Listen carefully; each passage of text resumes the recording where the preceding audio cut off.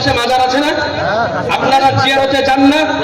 আচ্ছা বলেন তো, যে আজ পর্যন্ত কোনোদিন ওই মাজারে গিয়ে ওই মাজারওয়ালাকে আল্লাহ বলে সেজদা করেছেন? একসঙ্গে বলতে হবে জি না। আচ্ছা আপনারা আল্লাহর ওলি মানেন না? মানেন না? অনেকে এখানে মুরিদ আছেন। এ তো আমার বড় ভাই গোলাম মুস্তাফা না আব্দুল মুস্তাফা, কই বড় ভাই?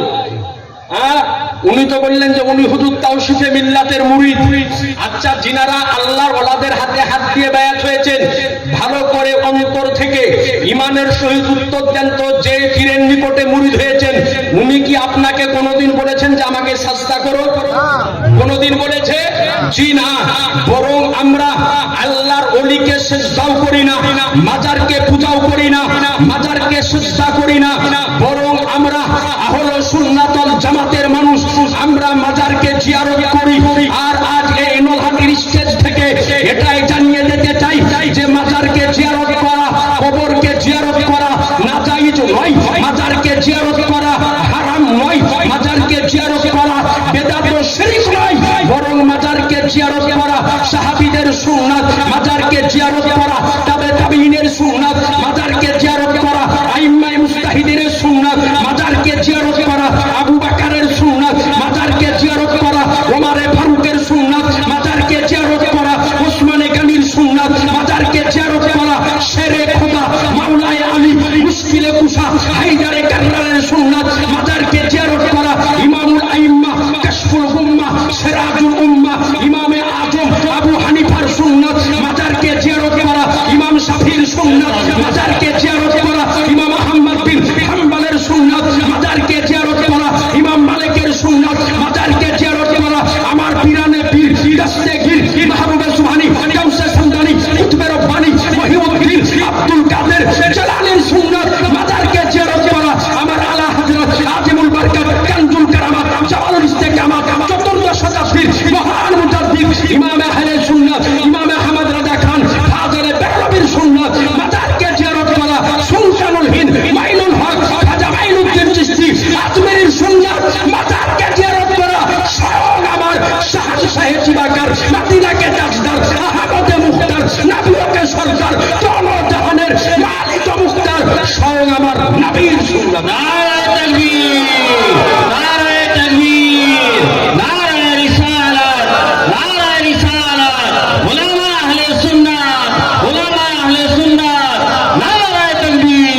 এ আগে যারা মুহতারাম, আজ এই নলহাটির সজ্জমিন থেকে এই মঞ্চের উপর থেকে দায়িত্বশীলতার সঙ্গে জানিয়ে যেতে চাই, কবরকে জিয়ারত করা নাজায়েজ প্রমাণ করা পূর্বে কারো পক্ষে সম্ভব হয়নি, আর কসম খোদার কিয়ামত পর্যন্ত কারো পক্ষে সম্ভব হবে না। বেশক বেশক। আজি যারা মুহতারাম, তবে আমরা সেজদাও করি না আর কাউকে সেজদা করার অনুমতিও দেই না। আমরা তো জিয়ারতের পক্ষে। আমরা কার পক্ষে? জিয়ারতের পক্ষে। আমরা কবরকে জিয়ারত করি, সাজদা করি না, সাজদা করি না। যারা আমাদেরকে মাজার পূজারি বলে তারা আজকে আমাদের উপরে একটা মিথ্যা আজকে আরোপ লাগায়, আজ আমাদের উপরে মিথ্যা ইলজাম লাগায় যে এরা মাজারকে সিজদা করে। আজ এই স্টেজ থেকে জানিয়ে দিতে চাই, মাজারকে সিজদা করা খোদা ভেবে ইবাদতের নিয়াতে সিজদা করা হলো শিরিক। যেই ব্যক্তি কবরওয়ালাকে আল্লাহ ভেবে সিজদা করবে ওই ব্যক্তি মুশরিক হয়ে যাবে। এর জন্য মাজারকে দাঁড়িয়ে জিয়ারত করে সে আল্লাহওয়ালার ওসিলাতে হাত তুলে আল্লাহর নিকটে দোয়া করবেন। কার নিকটে দোয়া করবেন? আল্লাহর নিকটে দোয়া করবেন। যখন দোয়া চাইবেন আল্লাহর কাছে দোয়া চাইবেন, কারণ দোয়া চাওয়া এটা হচ্ছে একটা ইবাদত। জি জি জি জি, বেশক বেশক, হলো ইবাদত। সুতরাং দোয়া যখন করবেন কার নিকটে করবেন? আল্লাহর নিকটে করবেন। এখানে উলামায়ে কেরাম বসে আছেন। দাআ ইয়াদউ শব্দের অর্থ হচ্ছে মাংনা। জি জি জি জি, দাআ ইয়াদউ শব্দের মাংনা মানে হচ্ছে চাহনা, মাংনা। আচ্ছা বলেন, আমরা নামাজের পরে দোয়া করি না করি না? দোয়া করি। কার নিকটে দোয়া করি? আল্লাহর নিকটে। তাহলে দোয়া করি মানে চাই আল্লাহর কাছে। আচ্ছা বলেন তো ভাই, আল্লাহর কাছে চাইতে লজ্জা আছে নাকি? না। জি না, আল্লাহর নিকটে চাইতে কোনো লজ্জা নাই। আজ আপনাকে বলি, যদি চাইতে আসে তাহলে কিন্তু মেজাজ এবার 4-500 রকম হয়ে যাবে। হবে কি? একটা মানুষ কবার চাহে, দুবের দিন আবার এসেছি, এরকম বলবেন, ঠিক কিনা? কিন্তু দুনিয়ার নিয়ম হলো বান্দার কাছে বারবার চাইলে বান্দা বাজার হয়ে যায়, আর আল্লাহর কাছে বারবার চাইলে আল্লাহ খুশি হয়ে যায়। বেশক বেশক, এই জোর করে সুবহানাল্লাহ। সুবহানাল্লাহ। কাছে বারবার চাইতে লজ্জা আছে? না, কারণ আমাদের মালিক হচ্ছে আল্লাহ, আমাদের মালিক হচ্ছে খোদা। এই জন্য আল্লাহর নিকটে চাইতে কোনো লজ্জা নেই। এই জন্য দোয়া করবেন একমাত্র আল্লাহর নিকটে। কথা বুঝতে পেরেছেন? তাহলে বোঝা গেল যে কবর জিয়ারত স্বয়ং আমার নবী করেছেন, এবং নবী আমার বলেন, ও সাহাবায়ে কেরাম, এতদিন তোমাদেরকে কবর জিয়ারত করতে বারণ করেছিলাম, আজ থেকে তোমরা মাজারকে জিয়ারত করো। কারণ মাজারকে যদি জিয়ারত করো তো তুজাহিদু ফিদ দুনিয়া ওয়া তুযাক্কিরু ফিল আখিরাহ। জি জি জি, অর্থাৎ দুনিয়ার মোহাব্বত থেকে দূরে থাকা যায় আর আখিরাতকে স্মরণ করা যায়। বেশক। বলেন আপনারা কবরস্থান যান, বাপের কবর, মায়ের কবর, ছেলে মেয়ে ইন্তেকাল করলে তাদের কবর, দাদার কবর, দাদির কবর, ভালো করে বলেন, কবরস্থানে গিয়ে আপনার মউতকে স্মরণ হয় না? হয় না? মনে হয় যে আল্লাহ এই জায়গাতে আমাকেও একদিন আসতে হবে। তাহলে কবর জিয়ারত করতে গিয়ে মউতকে স্মরণ হয়। আর নবী আমার বলেন যে 24 ঘন্টার মধ্যে কোন ব্যক্তি যদি 20 বার মউতকে স্মরণ করে আর ওই অবস্থায় ইন্তেকাল করলে আল্লাহ তাকে শাহাদাতের দরজা দান করে দিবেন। বেশক বেশক, এই জোর করে সুবহানাল্লাহ। সুবহানাল্লাহ। বোঝা গেল যে কবর জিয়ারত করলে মউতের স্মরণ হয়, আর মউতকে স্মরণ করলে আল্লাহ শাহাদাতের দরজা দান করবে। তাহলে কবর জিয়ারত করলে লাভ না লস?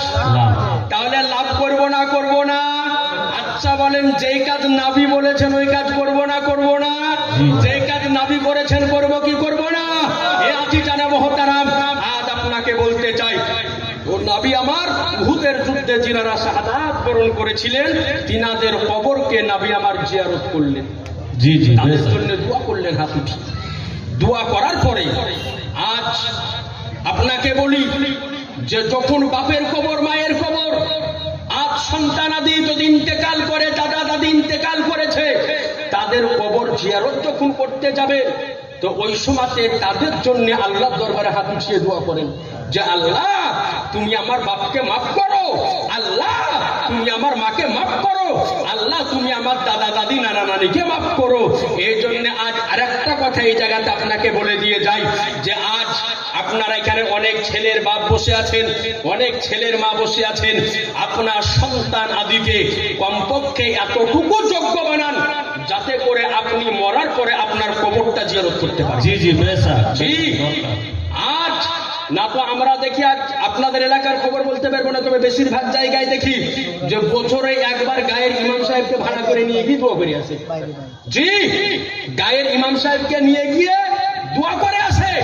এ আতি জানা মহতারাম, ইমাম সাহেবকে তো নিয়ে যাবেন সঠিক কথা, গ্রামের মানুষকে নিয়ে যাবেন সঠিক কথা, তবে আপনাকে বলি, আচ্ছা বলেন তো ভাই, আমার মায়ের জন্য যে দরদ নিয়ে আমি দোয়া করব অন্য লোকের মায়ের জন্য পারবো? একটু কথা বলেন না। আপনি আপনার মায়ের জন্য যেই দরদ নিয়ে দোয়া করবেন আমি মৌলবীর পক্ষে সম্ভব হবে? জি না। যেমন আপনাকে বলি, আচ্ছা ভাই, মাঝে মাঝে আমাদের পিঠ চুলকায় না? পিঠ ভালো করে খুব সুন্দর করে বুঝবেন। আপনারা বিরক্ত হচ্ছেন কি? অসুবিধা হচ্ছে কি? এই আতি জানা মহতারাম ভালো করে বুঝেন। মাঝে মাঝে আমাদের পিঠ চুলকায়, তো পিঠের একটা এমন জায়গা আছে যেখানে হাত পৌঁছায় না, না বাবাজি? হাত যখন যায় না তখন বাড়িয়ালিকে হোক বা বাড়িতে ছোট বেটা যদি থাকে তো তাকে বলতে হয় যে নইমের মা কি আব্দুল মারমা একটু পিঠ খান চুলকে দিত। তো এবার দেখা যায় যে পিঠ একজনের আর হাত একজনের, তো যেটি চুলকাছে ওটি তার হাত যায় না, খালি এদিক ওদিক করছে, আর আপনি খালি এমনি এমনি করছেন, এখানে না রে এখানে, এখানে না রে এখানে, মানে পিঠ একজনের হাত একজনের। তো আপনার বাড়িয়ালি রাগ করে তখন দুই হাত দিয়ে হাল বাহা শুরু করেন নাকি রে, দেখি হাত পৌঁছায় কি পৌঁছায় না। তো বিষয় হলো যে অন্য জুনার হাত আর অন্য জুনার পিঠ যদি চুলকায় তো মজা আলাদা, আর নিজের পিঠ আর নিজের হাত যদি হয় তো মজা আলাদা। আমি মৌলবি আপনার জন্য দোয়া করব, মজা আলাদা, আর আপনার সন্তান আপনার জন্য দোয়া করবে, ও মজা। বেশক বেশক, কথা বুঝতে পারলেন? সুতরাং নিজের বেটাকে ভালো করে একটু শিক্ষা দান করেন, যাতে করে আপনি মরার পরে কবরের পাশে দাঁড়িয়ে আপনার জন্য দোয়া করতে পারে যে খোদা আমার আব্বাকে তুমি মাফ করো, আমার মাকে তুমি মাফ করো। এ বাবাজি, আজ সন্তানের জন্য 50, 60, 70 বছর আয় রোজগার করে গেলেন, সন্তানের জন্য 3 তলা বিল্ডিং দিলেন, সন্তানের জন্য 10 লাখ টাকা ব্যাংক ব্যালেন্স করলেন, তার জন্য মা আজকে মাঠে ঘাটে রাস্তার ধারে 2-4 বিঘা সম্পদ কিনলেন। সব দুনিয়ায় পড়ে থেকে যাবে, কিন্তু আপনি মারা যখন যাবেন ওই সন্তান যদি কাজে না আসে তো আপনার জীবনটা 16 আনাই বৃথা। সুতরাং নিজের সন্তানকে একটু কোরআনের শিক্ষা দিবেন, একটু হাদিসের শিক্ষা দিবেন।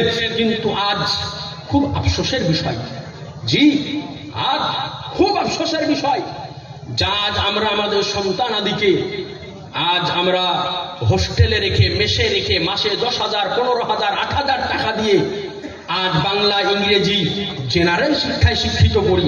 আপনি করুন, জেনারেল শিক্ষায় শিক্ষিত করুন, doctor, principal, professor, master, engineer সব শিক্ষা দেন, কিন্তু সাথে সাথে একটু কোরআন হাদিসের শিক্ষা দেন। জি জি জি। যাতে করে আপনি ইন্তেকাল করার পরে ইমাম সাহেব জানে কলিজা উঁচু করে বলতে পারে যে এই নলহাটি গ্রামের অমুক মানুষ মারা গিয়েছে, তার সন্তান জানাজার নামাজ পড়াবে। জি জি জি, বেশ জানে এই কথা ইমাম সাহেব জানাজার সামনে দাঁড়িয়ে বলতে পারে, আর আপনার সন্তান যেন আপনার জানাজায় দাঁড়িয়ে আপনার জানাজার নামাজটা পড়িয়ে আপনার জন্য হাত উঠিয়ে দোয়া করতে পারে।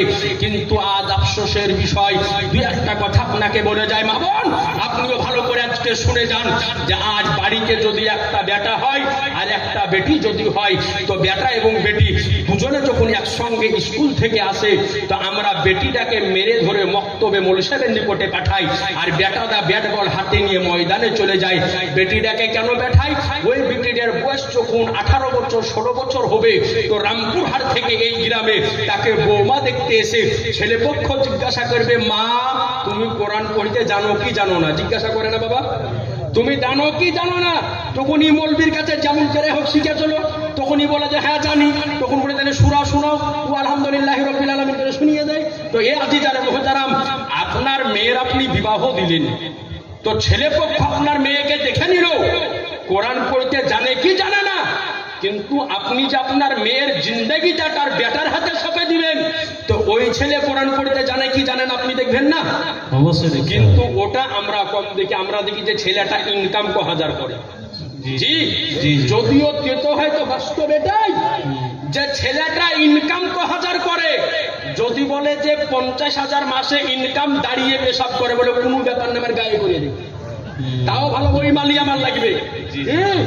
আজ আপনাকে বলি যে মেয়ের বিবাহ দেন আলহামদুলিল্লাহ, তবে যে ছেলের হাতে মেয়ের জীবনকে তুলে দিবেন, ছেলেটার মসজিদের সাথে সম্পর্ক কেমন জেনে নেবেন, হাদিস কোরআনের সাথে সম্পর্ক কেমন জেনে নেবেন।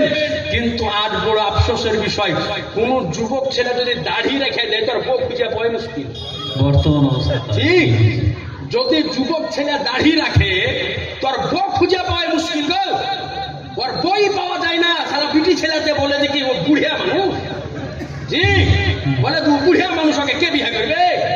আজ আপনাকে বলি দাড়ি রাখলে বুড়িয়া লাগে না, দাড়ি রাখলে স্মার্ট লাগে। দেখেন আপনি যাদের মুখে দাড়ি আছে আর যাদের নাই, দুজনের মধ্যে পার্থক্য দেখেন।